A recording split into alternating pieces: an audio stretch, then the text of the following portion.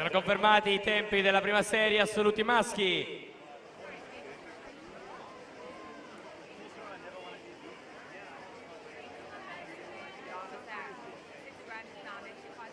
Vince Iron Sweeney, 1.52.48, con lui sul podio Calvin Kutz, 1.54.66, Guy Brooks, vincitore della serie precedente, 1.56.35.